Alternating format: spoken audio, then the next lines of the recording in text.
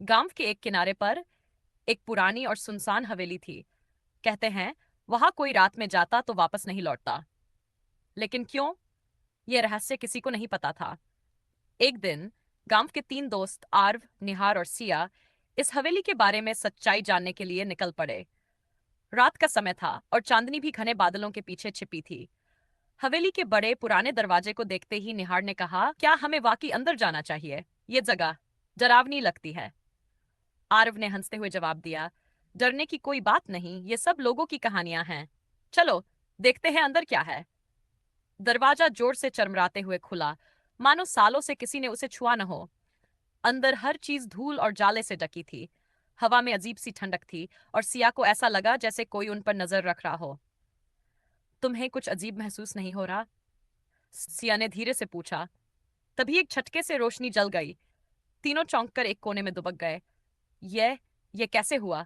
निहार घबराते हुए बोला।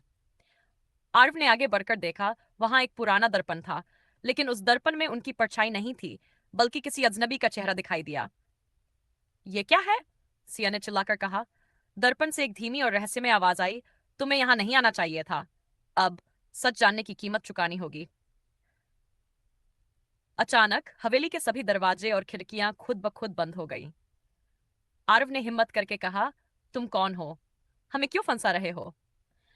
दर्पण में चेहरा धीरे धीरे गायब हो गया और हवेली के बीचों बीच एक किताब गिरी। उस पर लिखा था, जो सच को उजागर करने आएगा उसे अपने डर का सामना करना होगा।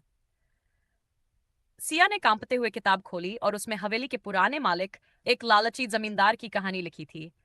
उसने गांव वालों की जमीन हड़पकर अपनी हवेली बनवाई थी, लेकिन उसकी आत्मा अब भी वहां भटक रही थी, क्योंकि उसने अपने पापों का प्रायश्चित नहीं किया था। हमें कुछ करना होगा, वरना हम यहां से कभी बाहर नहीं जा पाएंगे, निहार बोला। तीनों ने मिलकर एक योजना बनाई। उन्होंने हवेली के पास के मंदिर से दिया लाकर जमींदार की आत्मा के लिए प्रार्थना की। घंटों बाद एक तेज रोशनी हुई और हवेली शांत हो गई।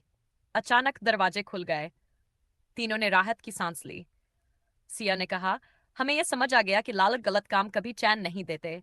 सच जानना जितना जरूरी है, उसे सही तरीके से संभालना भी उतना ही जरूरी है। उस दिन के बाद हवेली हमेशा के लिए खाली और शांत हो गई। गलत कामों का प्रायश्चित किए बिना कोई शांति नहीं मिलती, और रहस्य की खोज में सही कदम उठाना जरूरी है, वरना अंजाम डरावना हो सकता है।